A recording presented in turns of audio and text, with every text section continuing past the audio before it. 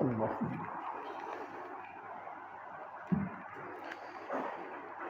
إن الحمد لله نحمده ونستعينه ونستغفره ونؤمن به ونتوكل عليه ونعوذ بالله من شرور أنفسنا ومن سيئات أعمالنا من يهده الله فلا مضل له ومن يضلله فلا هادي له ونشهد أن محمدا عبده ورسوله أما بعد فأعوذ بالله من الشيطان الرجيم بسم الله الرحمن الرحيم يا أيها الذين آمنوا اتقوا الله حق تقاته ولا تموتن إلا وأنتم مسلمون يا أيها الناس اتقوا ربكم الذي خلقكم من نفس واحدة وخلق منها زوجها وبث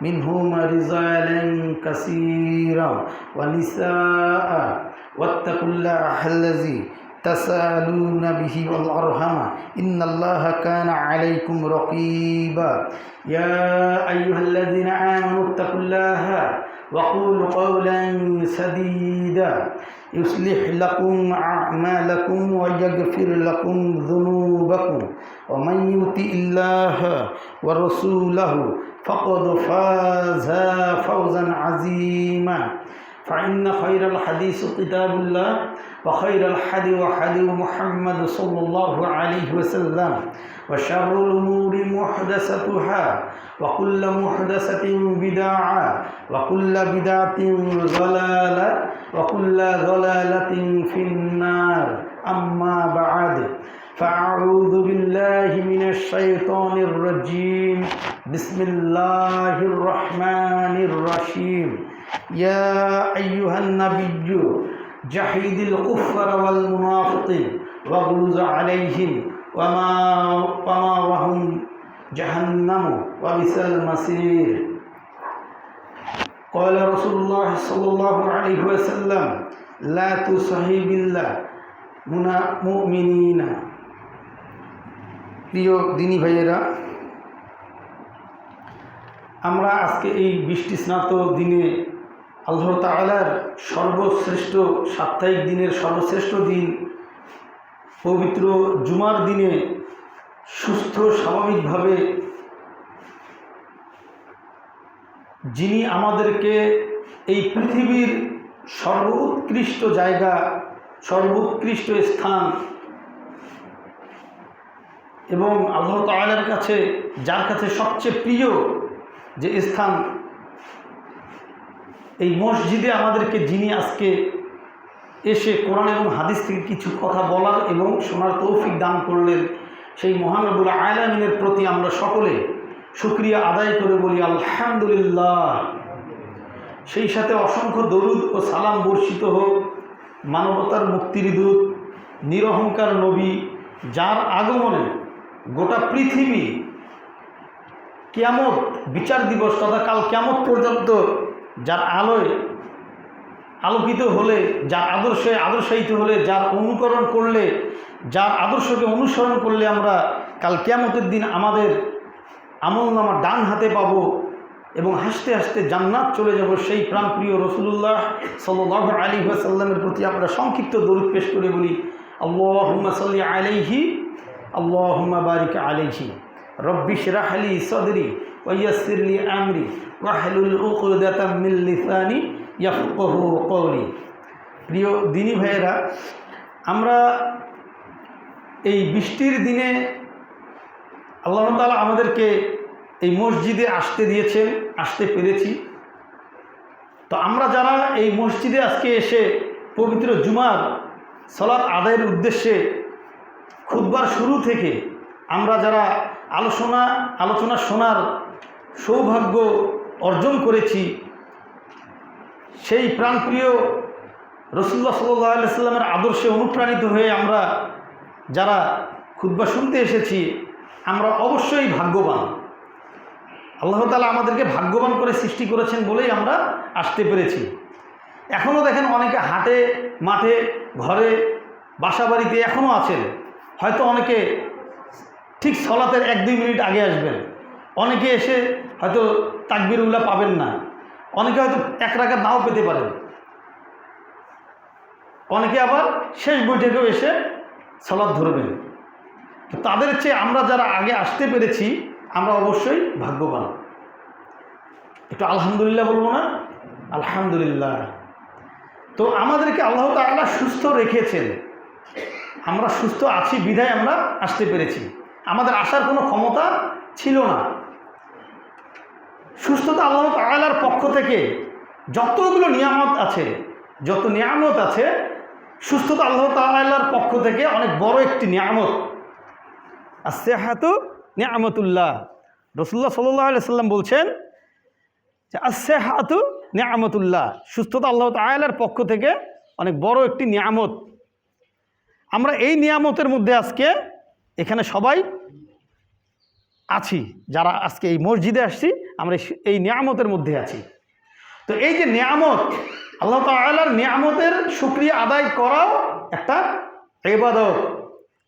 আমরা আল্লাহ তাআলার শুকরিয়া আদায় করতে পারি না, আমরা মনে করি আমরাই করছি, আমি কর্ম করি বলেই, আমি রোজগার করছি বলেই আমি টাকা ইনকাম করি, আমি চাকরি করি বলেই আমার পকেটে টাকা ঢোকে মাস শেষে, আমি ব্যবসা করি বলেই আমার ব্যবসা আমাকে অর্থ এনে দেয়, তাই না? আমরা এটা মনে করি। কিন্তু আল্লাহ তাআলা যদি আপনার জীবনকে বারাকাপূর্ণ না করেন, আমার জীবনকে বারাকাপূর্ণ না করেন, তাহলে আমাদের এই ব্যবসা, এই চাকরি, এগুলো কোনো কাজে আসবে না। কাল কিয়ামতের দিন এগুলো আমাদের জন্য বিভীষিকাময় হয়ে যাবে যদি এগুলো হারাম দ্বারা পরিচালিত হয়। তো এই যে আমরা আমাদের জীবন যে পরিচালনা করছি, এটা কিভাবে করছি? আমরা তো মুসলমান, আমাদেরকে মুসলমানি জিন্দেগি আল্লাহ তাআলা দিয়েছেন। আল্লাহ তাআলা বলছেন, ইয়া আইয়ুহাল্লাযীনা আমানুত্তাকুল্লাহা হাক্কা তুকাতিহি ওয়া লা তামুতুন্না ইল্লা ওয়া আনতুম মুসলিমুন। ইয়া আইয়ুহাল্লাযীনা আমানু, হে ঈমানদারগণ, অর্থাৎ আমরা যারা ঈমান এনেছি, এটা কাফের মুশরিকদেরকে আল্লাহ তাআলা বলেননি।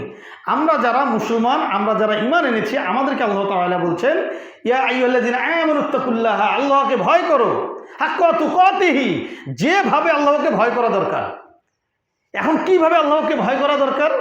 আমরা কতটুকু এটা বুঝলাম, এই আয়াতের ব্যাখ্যায় কতটুকু বুঝলাম যে কিভাবে আল্লাহকে ভয় করা দরকার।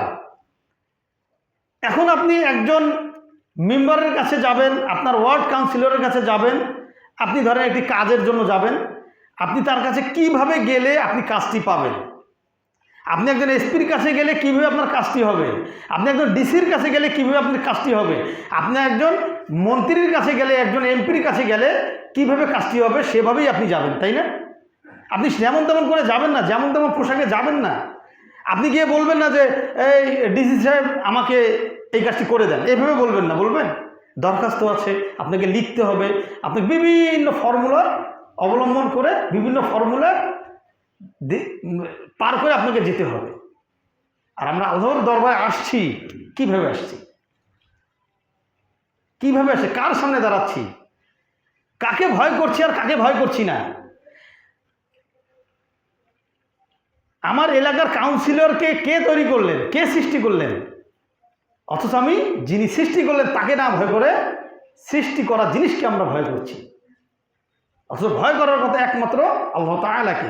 আল্লাহ তাআলা তাই বলছেন, হাক্কা তুকাতিহি ওয়া লা তামুতুন্না ইল্লা ওয়া আনতুম মুসলিমুন, পরিপূর্ণ মুসলিম না হয়ে তোমরা মৃত্যুবরণ করো না।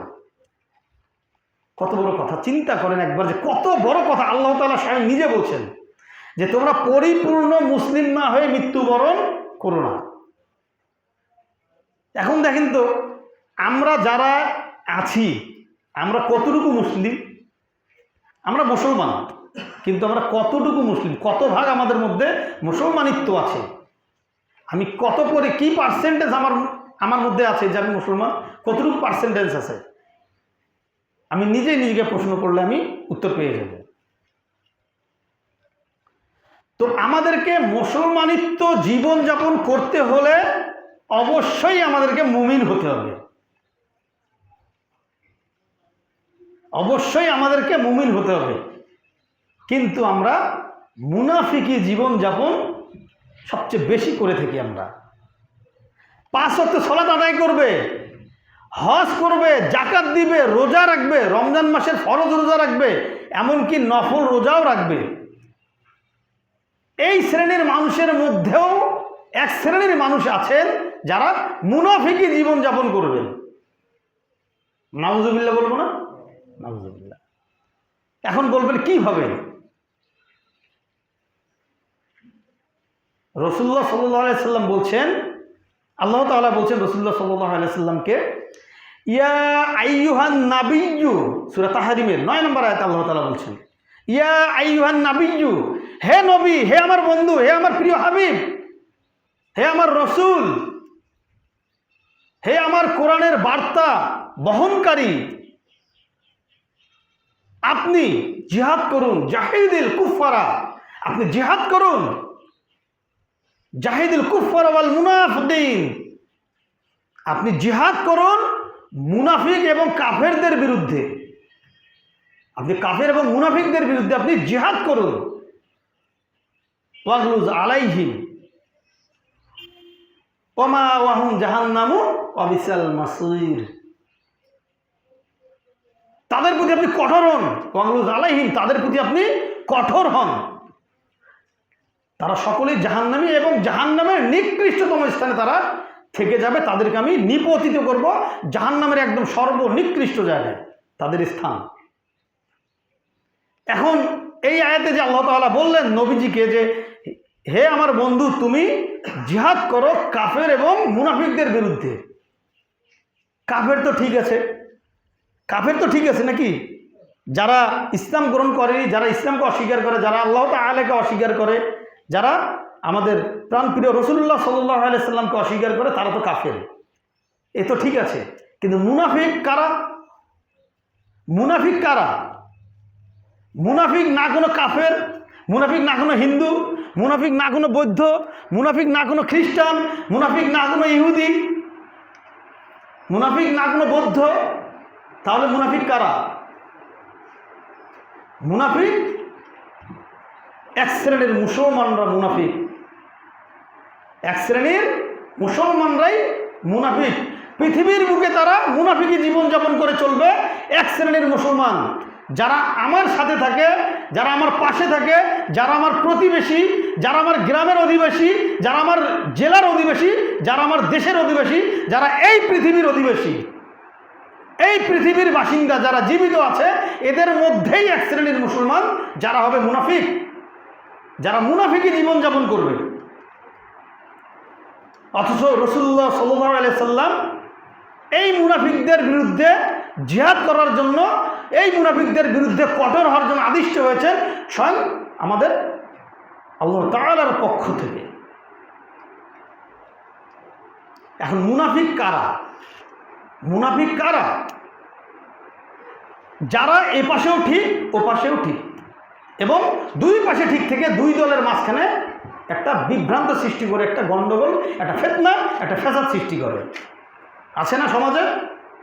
ছোট ভাই বড় ভাই ঝগড়া লেগেছে, মারামারি লেগেছে, কথা কাটাকাটি, জমি জমা নিয়ে। আপন ভাই, মায়ের পেটের ভাই, একই উদরে ছিল, একই মায়ের গর্ভ থেকে বের হয়েছে, একই মায়ের গর্ভে ছিল, এরকম দুই ভাইয়ের ঝগড়া লেগেছে, মাঝখানে তৃতীয় ব্যক্তি হতে পারে আরেক ভাই, হতে পারে আরেক আত্মীয়, হতে পারে পাড়া প্রতিবেশী।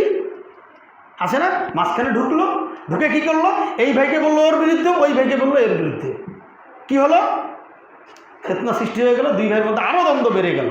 অথচ তিনি চাইলেই, ওই মুনাফিক চাইলেই দুই ভাইয়ের দ্বন্দ্ব কমিয়ে দিতে পারতেন। অথচ দেখেন রাসূলুল্লাহ সাল্লাল্লাহু আলাইহি সাল্লামের স্পষ্ট হাদিস, মিথ্যা বলা কোনোভাবেই যাবে না, মিথ্যা কথা বলা যাবে না কোনোভাবেই। কিন্তু 3টি জায়গায় মিথ্যা কথা বলা যাবে, তাই না?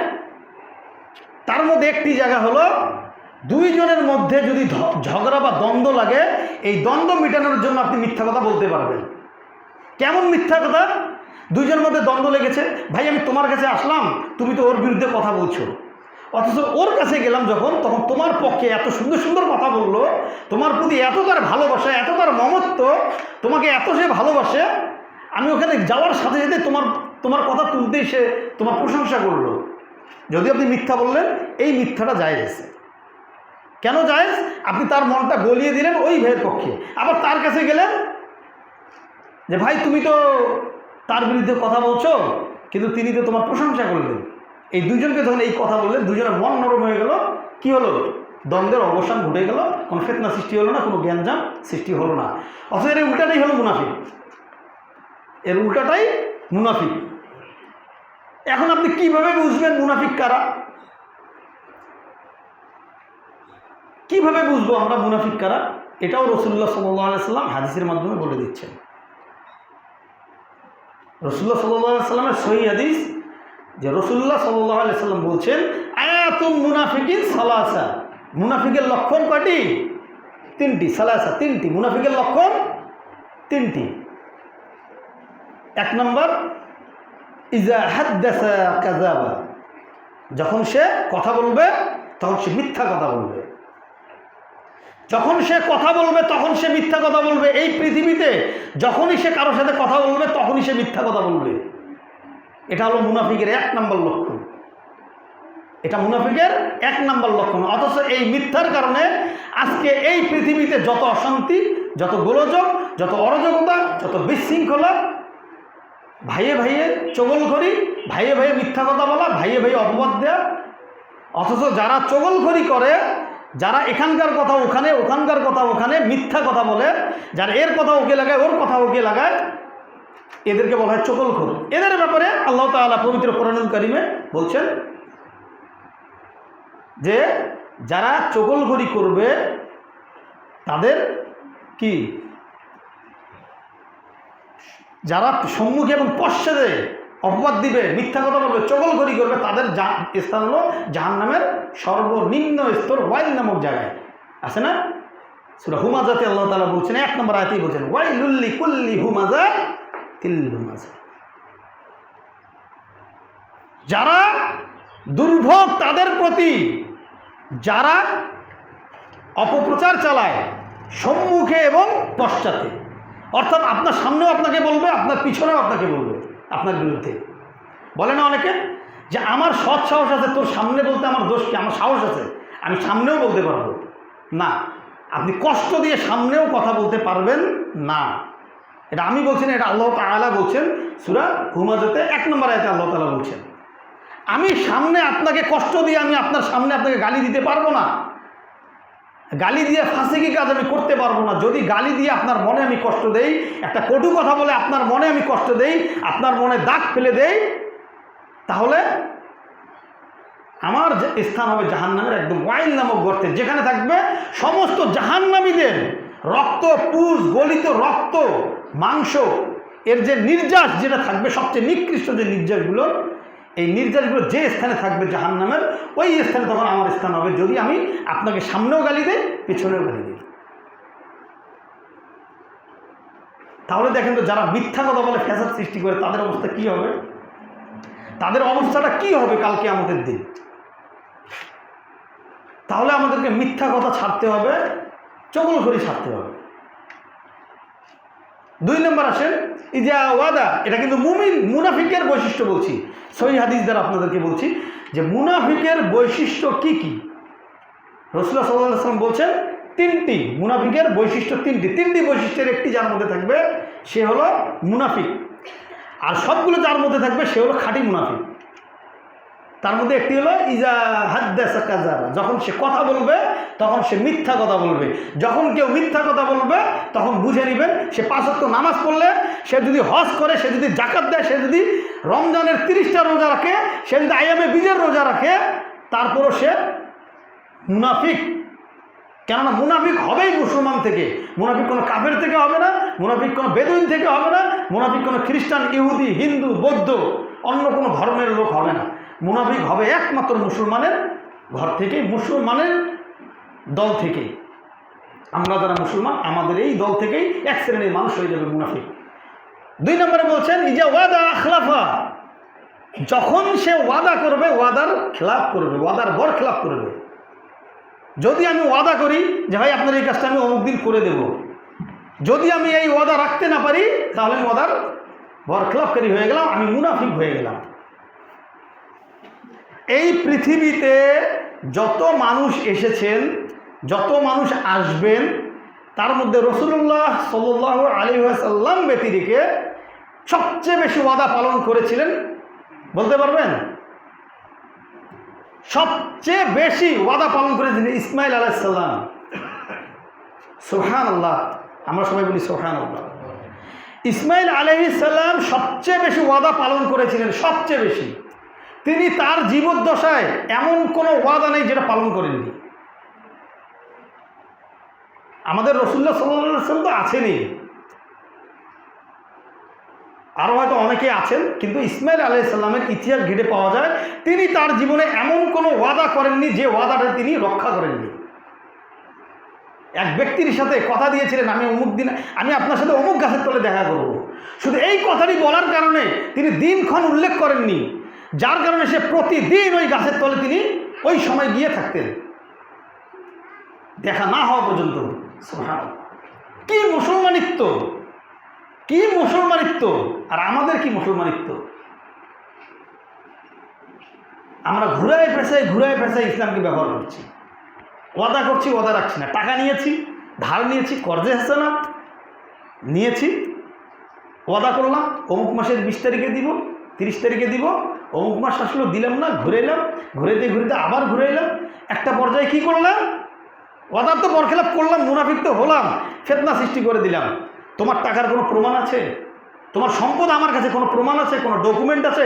আরে ভাই, আপনার কাছে যদি আপনার ভাই যদি জমি আপনার নামে কিনে রাখে, তার কোনো নিরাপত্তার জন্য হতে পারে, সে কোনো কারণে সে জমি তার নামে কিনতে পারছে না, আপনার নামে কিনে রাখলো, আপনি ফেরত দিবেন। এটাই হলো বিধান, এটাই ইসলাম, এটাই মুসলমানিত্ব। মুসলমানিত্ব শুধু নামাজ রোজা হজ জাকাতের মধ্যে? শুধু নামাজ রোজা হজ জাকাত করলে আপনি জান্নাত যেতে পারবেন? আমি জান্নাত যেতে পারবো? কোশ্চিন কালেও না। কে বলেছে শুধু নামাজ রোজা হজ জাকাত করলেই আমি জান্নাত যাব? কোথাও বলা আছে? আপনি যদি হক পালন করেন, হক আদায় করেন, তবে না আপনি জান্নাত যেতে পারবেন। আমি নামাজ পড়লাম, ফজরের সালাত জামাতে এসে পড়লাম, জোহর আসর মাগরিব এসে আমি জামাতে পড়লাম, আইয়ামে বীজের রোজা করলাম, আমি জাকাত দিলাম, হজ করলাম, আমি 30টা রোজা রাখলাম, কিন্তু আমি একজন হক মেরে খেলাম, আমার রোজা হবে? এগুলো কোনো কাজে আসবে? কোনো কাজে আসবে? কোনো কাজে আসবে না। আমি যদি ওয়াদা করি, ওয়াদা রক্ষা করতে হবে। আমার ভাইয়ের জমি আমার কাছে আছে, তাকে দিয়ে দাও। না হলে যদি সে রিটার্ন নিতে না চায়, বিনিময় করো, আলাপ আলোচনা করে আর্থিক বিনিময় করেন, সমস্যা কোথায়? হালাল করে নেন, হারামের দিকে যাওয়া হবে না। হারাম দিয়ে কখনো হারাম ভক্ষণ করলে এই শরীর কখনো জান্নাত যাবে না। হারাম দিয়ে যদি আমার শরীরটা গঠন করা হয়, আমি যদি গঠন করি, এই শরীর কখনোই জান্নাত যাবে না। এই যে ওয়াদার বরখেলাপ করে আমি সম্পদ আত্মসাৎ করছি, তার টাকা মেরে খাচ্ছি, তার হক মেরে খাচ্ছি, এটা হারাম। রাসূলুল্লাহ সাল্লাল্লাহু আলাইহি ওয়াসাল্লাম বলছেন, লা ইয়াদখুলুল জান্নাতা জাসাদুল গুজিয়া বিল হারাম। যে শরীরটা হারাম দিয়ে তৈরি, সে শরীর কখনো জান্নাতে যাবে না। এটা রাসূলুল্লাহ সাল্লাল্লাহু আলাইহি ওয়াসাল্লাম বলছেন। যে শরীরটা হারাম দিয়ে তৈরি, মদ, গাঁজা, ইয়াবা, ফেনসিডিল, হেরোইন, চর, যত নেশা আছে, খাইলে আপনার শরীর মোটা হবে, আর ওই অবস্থা আপনি মারা গেলে আপনি জান্নাত যাবেন না। কুল্লু মুস্কিরিন খমরুন ওয়া কুল্লু খমরিন হারামুন। প্রত্যেক নেশাজাত দ্রব্যই মদ, এবং প্রত্যেক মদই হারাম। এখন অনেকে বলে বিড়ি, সিগারেট, জর্দা, তামাক এগুলো হারাম না, বলে না? এগুলো হারাম। রাসূলুল্লাহ সাল্লাল্লাহু আলাইহি ওয়াসাল্লাম বলছেন অপর এক হাদিসে, মা আকসারা কাসিরহু ফাকলিলহু হারামুন। যেটা বেশি খেলে মস্তিষ্কের বিকৃতি ঘটাবে, সেটা অল্প খেলেও হারাম,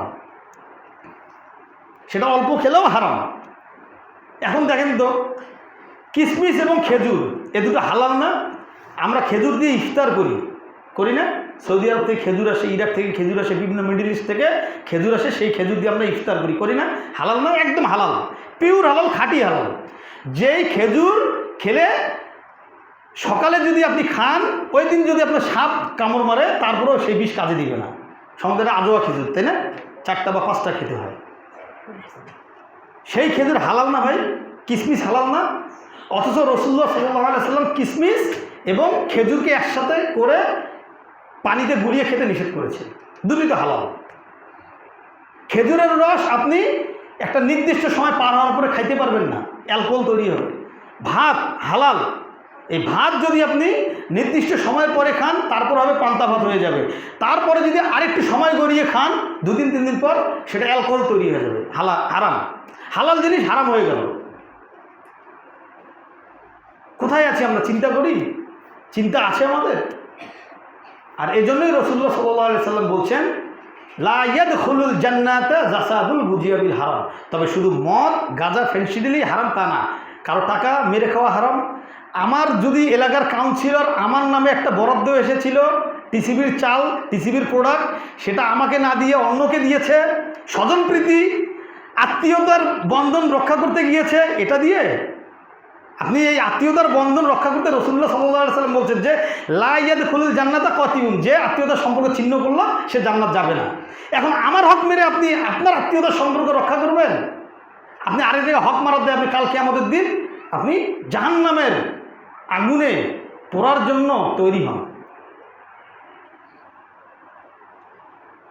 আমার যদি হক থাকে একটা চাকরি পাওয়ার, আমার যদি মেধা থাকে, আমার যদি মাথা যদি ভালো থাকে, আমার মস্তিষ্ক যদি ধারণ ক্ষমতা ভালো থাকে, আমি যদি পড়াশোনা ভালো করি, আমি যদি রেজাল্ট ভালো করি, আমার জায়গায় যদি একজনকে ঘুষ নিয়ে প্রশ্ন ফাঁস করে যদি তাকে প্রশ্ন দেওয়ার পরে সে যদি চাকরি পায়, আর আমার মেধার যদি অবমূল্যায়ন করা হয়, এই হক মারার দায়ে যিনি প্রশ্ন বিক্রি করলেন, যিনি এই প্রশ্ন বিক্রি করে বাড়ি গাড়ি করে মসজিদ মাদ্রাসায় কাবাঘর গিয়ে তাওয়াফ করে আসলেন, মসজিদ মাদ্রাসা যদি করে দেন, কশ্চিনকালেও তিনি জান্নাত পাবেন না।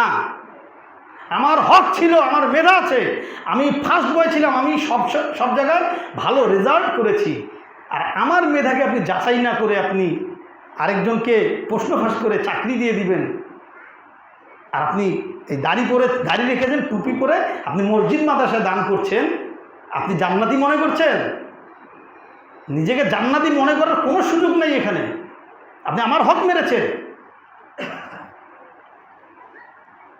তো আমরা এই যে যখন ওয়াদা করি তখন ওয়াদার বরখেলাপ করি, হারাম খাই। 3 নম্বর হলো ইজাতুন, এটি আরও ভয়ঙ্কর। 3 নম্বর যে মাধ্যমটি এটি আরও ভয়ঙ্কর, ইজাতুমিনা ইখওয়ানা, যখন আমানত রাখা হয়, আমানতের খেয়ানত করা হয়। এটা মুনাফিকের 3 নম্বর বৈশিষ্ট্য। এখন দেখেন যে অনেক বুজুর্গ, দেখতে বুজুর্গ আলখাল্লাই, যে আমার মতন জুব্বা, দাড়ি, সুন্নত, রসুলের সুন্নত, এই যে সুন্দর টুপি, তাই না? দেখবেন যে এই এরকম সিফতের অনেকেই এই আমানতের খেয়ানত করে, আছে না সমাজে? আমানতের খেয়ানত করি, এরা মুনাফিক, এরা টাক্কা মুনাফিক, এরা খাঁটি মুনাফিক। এই মুনাফিকিতে কোনো সন্দেহ নাই, এই মুনাফিকিতে কোনো সন্দেহ নাই যে এরা যারা আমানতের খেয়ানত করে এরা টাক্কা মুনাফিক।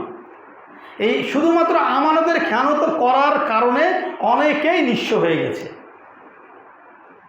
আপনি আমার আমানত খেয়ানত করেছেন, আমি নিঃস্ব হয়ে গেছি, কিন্তু আপনি ভালো থাকবেন না। আজকে আপনি অট্টালিকার মালিক, আপনি গাড়ির মালিক, রেঞ্জ রোভার, মার্সিডিজ বেঞ্জ, ফেরারি, হেরিয়ার এগুলো চালাচ্ছেন, তাই না? এলিয়ন প্রিমিও, তারপরে কি বলে মোটরসাইকেল R15 চালাচ্ছেন না? চালান। আপনি এই পৃথিবীতে নিঃস্ব হয়ে মারা যাবেন, তা না হলে আপনার সন্তানরা নিঃস্ব হয়ে মারা যাবে। কেউ না কেউ অভাবগ্রস্ত হবে, ভিক্ষাবৃত্তি করে তার জীবন পরিচালনা করবে, সে মানুষের কাছে মায়ের খাবে, লাথি খাবে, গুতা খাবে, সব অপমান অপদস্থ হবে। মিলায় দেখেন, বংশীয় পরম্পরায় মিলায় দেখেন, যারা অতীতে আজ থেকে 100-200 বছর আগে যারা কারো আত্মসাৎ করে, কারো সম্পদ লুণ্ঠন করে যারা নিজের টাকার মালিক হয়েছে, আজকে তাদের বংশীয় পরম্পরায় দেখেন কী অবস্থা। মির্জাফরের কী অবস্থা, মির্জাফরের বংশধরদের আমাদের হক মেরে খেয়েছে এই বাংলাদেশে, এই পাক ভারত উপমহাদেশের হক মারার কারণে আজকে তার দেখেন সেই মির্জাফর নামটিও কেউ রাখেন। এত সুন্দর একটি নাম মির্জাফর, মীর জাফর, কত সুন্দর একটি নাম, এই নামটি কেউ রাখে না। কেউ আলাদা রাখে, মীর রাখে অথবা জাফর রাখে, দুটি নাম একসাথে রাখে না। ঠিক যেমন ফিরআউন, নমরুদ, হারুন, কারুন, এদের নাম যেমন কেউ রাখে না, এই নামটিও কেউ রাখে না। তাহলে মুনাফিকের লক্ষণ কয়টি? তিনটি। শেষটি কি? ইজা তুমিনা ইখওয়ানা, যখন সে আমানত রাখে তার কাছে আমানতের খেয়ানত করে। এখন দেখেন আমানতের খেয়ানত আরও কীভাবে করছি। আল্লাহ তাআলা বলছেন সূরা মুলকের 23 নম্বর আয়াতে, সূরা মুলকের 23 নম্বর আয়াতে আল্লাহ তাআলা বলছেন যে তোমাদেরকে আমি চোখ দিয়েছি, কুল হুয়াল্লাযী আনসাআকুম, তোমাদেরকে আমি চোখ দিয়েছি, কান দিয়েছি, চোখ দিয়েছি দেখার জন্য, কান দিয়েছি শোনার জন্য, এবং একটি মাথার ভিতরে একটি ব্রেন, মগজ দিয়েছি। এই মগজ বুদ্ধি খাটিয়ে খাটিয়ে তোমরা ভালো ভালো কাজগুলো করবে, মন্দ কাজ থেকে দূরে থাকবে। কুল হুয়াল্লাযী আনসাআকুম ওয়া জাআলা লাকুমুস সামআ ওয়াল আফইদাতা কলিলাম মা তাশকুরুন, যে তোমাদেরকে আমি চোখ দিয়েছি, তোমাদেরকে আমি কান দিয়েছি শোনার জন্য, তোমাদেরকে আমি মস্তিষ্ক দিয়েছি ভালো কিছু করার জন্য বুদ্ধি খাটিয়ে, অথচ তোমরা অধিকাংশ মানুষ শুকরিয়া আদায় করো না। আল্লাহ তাআলা বলছেন অধিকাংশ মানুষই তোমরা শুকরিয়া আদায় করো না। আসলেই আমরা করি না। এখন আমাকে চোখ দিয়েছেন আল্লাহ, এটা আমার আমানত, কান দিয়েছেন এটা আমার আমানত, হাত দিয়েছেন আমানত, এই আমানতের খেয়ানত করছি। চোখ দিয়ে অশ্লীল দৃশ্য দেখছি, কান দিয়ে অশ্লীল বাক্য শুনছি, মাথা কাটিয়ে খারাপ জায়গায় যাচ্ছি, খারাপ খারাপ জিনিস বানাচ্ছি। এই বুদ্ধি তো দিয়েছেন আল্লাহ ভালো জিনিস তৈরি করার জন্য, কেন আমি মন্দ জিনিস তৈরি করব? তাহলে আমরা কি মুসলমান? আমাদের ভিতরে কি মুসলমানিত্ব আছে? আমাদের ভিতরে মুসলমানিত্ব নাই। আর আমরা সম্পর্ক করি কার সাথে? মুনাফিকদের সাথে। অথচ রাসূলুল্লাহ সাল্লাল্লাহু আলাইহি ওয়াসাল্লাম বলছেন লা তুসাহিবুল্লাহ মুমিনা, তোমরা এমন কারো সাথে বন্ধুত্ব করো না যে মুমিন না, তোমরা মুমিন ছাড়া কাউকে বন্ধুরূপে গ্রহণ করো না। কেননা আমি আজকে যার সাথে বন্ধুত্ব করব, কাল কিয়ামতের দিন তার সাথেই আমার হাসর নাসর হবে। রাসূলুল্লাহ সাল্লাল্লাহু আলাইহি ওয়াসাল্লাম বলছেন আবু দাউদ শরীফের 4037 নম্বর হাদিস, 4037 নম্বর হাদিসে বলছেন মান তাশাব্বাহা বিকওমিন ফাহুয়া মিনহুম, যে যার সাদৃশ্য অনুসরণ করবে কাল কিয়ামতের দিন তার সাথেই তার হাসর নাসর হবে। এখন আমি যদি মেসি নেইমার সাথে সম্পর্ক করি বন্ধুত্ব, আর্জেন্টিনা হারলে আমি খুশি হই, ব্রাজিল জিতলে আমি মন খারাপ করি, সারা রাত ঘুমাই নেই, সারা রাত জেগে আমি খেলা দেখলাম, অথচ ফজরের আজান দিলে আমি মসজিদে গেলাম না। যেই রাসূলুল্লাহ সাল্লাল্লাহু আলাইহি ওয়াসাল্লাম আমাদের জন্য এত কষ্ট করলেন, ভাই এত কষ্ট করলেন, আমি গান বাজনা শুনে আমার জীবনটা পার করলাম, আমি খেলাধুলা দেখে আমি আমার জীবনটা পার করলাম। আমি যেদিন খেলাধুলা হয় সেদিন কি করি? গরু জবাই করি, পোলাও গোস্ত খিচুড়ি রান্না করি। কোন ধরনের মুসলমান আমরা ভাই? এই লজ্জা কোথায় রাখবো? যেই রসুল আমাদের জন্য এত কষ্ট করলেন, তায়েফের ময়দানে, উহুদের যুদ্ধে এত কষ্ট করলেন আমাদের জন্য, কাফের মুশরিকদের বিরুদ্ধে অবস্থান নিতে গিয়ে তিনি এত সাফার করলেন, যেই রসুল, সেই রসুলের জন্য আমরা কি করলাম ভাই? অথচ যিনি একজন ব্যক্তি বাইরে থাকা, জান্নাতের বাইরে থাকা অবস্থায় তিনি জান্নাত যাবেন না, সবাইকে নিয়ে তিনি জান্নাতে ঢুকবেন। ওখানে গিয়েও সেই কিয়ামতের দিন আল্লাহ তাআলা রাসূলুল্লাহ সাল্লাল্লাহু আলাইহি ওয়াসাল্লাম উম্মত উম্মত উম্মত উম্মত নিয়েই থাকবেন, যার জীবনের শেষ কথাটাই ছিল ইয়া উম্মাতি ইয়া উম্মাতি ইয়া উম্মাতি। কোথায় আছি আমরা? কে দিচ্ছি আমরা আমাদের রসুলকে? কোথায় আল্লাহর ইবাদত করছি? কোথায় আল্লাহর কথা শুনছি? আমার প্যান্ট টাকনুর নিচে, আমি মসজিদে আসলাম, টাকনুর উপরে প্যান্টটা দিয়ে দিলাম, মসজিদের আদর আপনি রাখলেন, আলহামদুলিল্লাহ, খুব ভালো এটা, কিন্তু বাইরেও তো থাকতে হবে, বাইরেও থাকতে হবে। আপনার টাকনুর নিচে যে অংশটি থাকবে এটি জাহান্নামের তপ্ত আগুনে পুড়তে থাকবে। রাসূলুল্লাহ সাল্লাল্লাহু আলাইহি ওয়াসাল্লাম বলছেন মা আসফালা মিনাল কাবাইন মিনাল ইজারি ফিন্নার, যার পরিধেয় বস্ত্রটি টাকনুর নিচে ঝুলন্ত অবস্থা থাকবে, তার টাকনুর নিচের ওই অংশটি জাহান্নামের আগুনে পুড়তে থাকবে। আমরা সবাই বলি নাউযুবিল্লাহ। এই যে বিভীষিকাময় কথাগুলো, বিভীষিকাময় হাদিসগুলো, এগুলো আমরা কেন পড়ি না? কেন এগুলো নিয়ে আমরা গবেষণা করি না? আল্লাহ তো আমাদেরকে এই যে সূরা মুলকের 23 নম্বর আয়াতে শিক্ষা দিচ্ছেন, তোমাদেরকে আমি মস্তিষ্ক দিয়েছি, বুদ্ধি দিয়েছি, তোমরা এই বুদ্ধি খাটিয়ে এগুলো করো। অথচ আজকে দেখেন কাফের মুশরিক ইহুদি নাসারারা আজকে গবেষণা করে কি পেল? টাকনুর নিচের যে অংশটি এটি যদি পুরুষদের জন্য খোলা থাকে, অর্থাৎ আমাদের পরিধেয় বস্ত্র যদি টাকনুর উপরে থাকে, এর নিচে যে হরমোনগুলো থাকে, এই হরমোনগুলো হলো পুরুষের জৈবিক চাহিদা মেটানোর জন্য গুরুত্বপূর্ণ একটি হরমোন, যেটি বন্ধ থাকলে আপনার এই হরমোনগুলো নষ্ট হয়ে যায়। আর যেগুলো খোলা থাকে, যদি খোলা থাকে এই বাতাস পায়, এতে এক ধরনের রাসায়নিক বিক্রিয়া ঘটার কারণে এই হরমোনগুলো ঠিক থাকে, যেটা টাকনুর নিচে থাকে। অনেক পুরুষকে দেখবেন 30 বছর, 40 বছর, 50 বছরের পরে তার কি জীবনী শক্তি হারিয়ে ফেলে, জীবনী শক্তি হারিয়ে ফেলে। কেন? এই যে জিন্সের প্যান্ট, গ্যাবার্ডিন প্যান্ট বলেন, যাই বলেন, আপনি টাকনুর নিচে পড়ছেন, আপনার হরমোনগুলো নষ্ট হয়ে যাচ্ছে, যেটা স্বামী স্ত্রীর বন্ধনকে নষ্ট করে দিচ্ছে। দেখেন আপনি মিলান, বিজ্ঞান গবেষণা করে এটাই পেল। অথচ আমেরিকার একটি বিশ্ববিদ্যালয়ে ওর প্রথম শর্ত, এই বিশ্ববিদ্যালয়ে ভর্তি হওয়ার প্রথম শর্তই হলো টাকনুর উপরে প্যান্ট থাকতে হবে। তারা কি ইসলাম ফলো করেছে? ইসলাম ফলো করেনি, তারা ওই গবেষণাটাকে ফলো করেছে। কারণ তারা জানে যে পৃথিবীতে একজন ব্যক্তি এসেছিলেন এবং আর কোনো ব্যক্তি, দ্বিতীয় কোনো ব্যক্তি এই পৃথিবীতে আর আসবেন না কিয়ামত পর্যন্ত। তিনি যা বলেছেন সব সত্য কথা বলেছিলেন। তিনি কেন বললেন যে টাকনুর নিচে প্যান্ট পরা যাবে না, এই গবেষণা করতে গিয়েই তারা এই তথ্য পেলেন।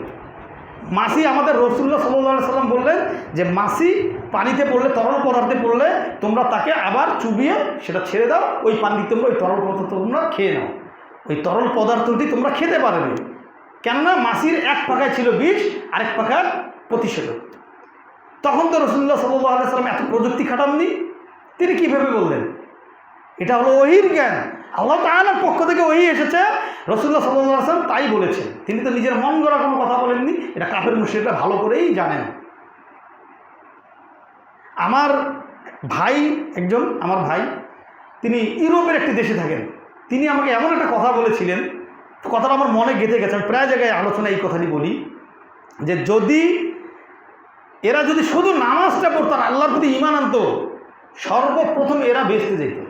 বর্তমান পৃথিবীর যত মানুষ আছে এদের মধ্যে সর্বপ্রথম এরা বেহেশতে যেত। কেননা ওরা সুদের উপরে থাকে না, ওরা ঘুষ তো ওদের নাই, এবং ওরা কাউকে কটাক্ষ করে না, কারো বিরুদ্ধে কথা বলে না, একজন অনুপস্থিতিতে আরেকজন কথা বলে না। ইসলাম যেগুলো নিষেধ করেছেন সেগুলো থেকে তারা বেঁচে চলে। আর বাংলাদেশের এখন তো পৃথিবীর মধ্যে সবচেয়ে বেশি মুনাফিক আমাদের বাংলাদেশে। বেশি দূর না যাই, বেশি দূর যাওয়ার দরকার নেই, বুঝে নেন কোথায় কোথায় মুনাফিকি চলছে। সব সময় হক কথা বলতে গেলে কি হয়, সমস্যা আছে না? তো আমরা বুঝবো যে কোনটা মুনাফিকি জীবন আর কোনটা ইসলামিক জীবন। আমাদেরকে সবসময় আল্লাহ তাআলার বিধানকে মেনে চলতে হবে। আল্লাহ তাআলা সূরা 3-এ বলছেন যে লাকাদ খালাকনাল ইনসানা ফি আহসানি তাকওয়িম, আমি মানুষকে সুন্দরতম অবয়ব দিয়ে সৃষ্টি করেছি আমার ইবাদত করার জন্য, আমার ইবাদত করো। অথচ আমরা এখানে মুনাফিকি জীবনযাপন করছি। তো আমাদেরকে আল্লাহ তাআলা এই মুনাফিক থেকে বাঁচার তৌফিক দান করুন। আমরা সবাই বলি আমিন।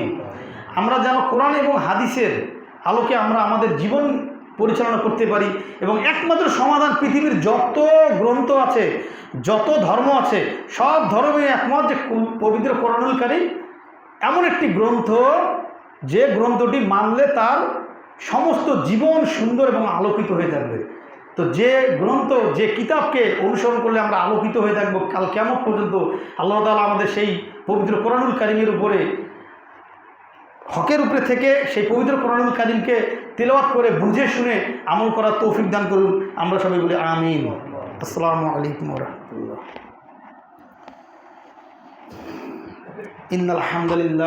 ইন্নাল হামদুলিল্লাহি ওয়াহদা ওয়াসসালাতু ওয়াসসালামু আলা মান লা নাবিয়্যা বা'দা আম্মা বা'দ ফাআউযু বিল্লাহি মিনাশ শাইতানির রাজীম। বিসমিল্লাহির রহমানির রহিম। ইন্নাল্লাহা ওয়া মালাইকাতাহু ইউসাল্লুনা আলান নাবিয়্যি ইয়া আইয়ুহাল্লাযীনা আমানু সাল্লু আলাইহি ওয়া সাল্লিমু তাসলিমা। اللهم صل على محمد وعلى آل محمد كما صليت على إبراهيم وعلى آل إبراهيم إنك حميد مجيد. اللهم بارك على محمد وعلى آل محمد كما باركت على إبراهيم وعلى آل إبراهيم إنك حميد مجيد. প্রিয় দিনী ভাইয়েরা, আমরা আজকে বৃষ্টির কারণে একটু হয়তো লেট হয়ে গেছে, আর আমি একটু বাইরে থেকে আসছি, হয়তো একটু সময় বেশি নিয়ে নিলাম। আপনারা কেউ মনে কিছু নেবেন না।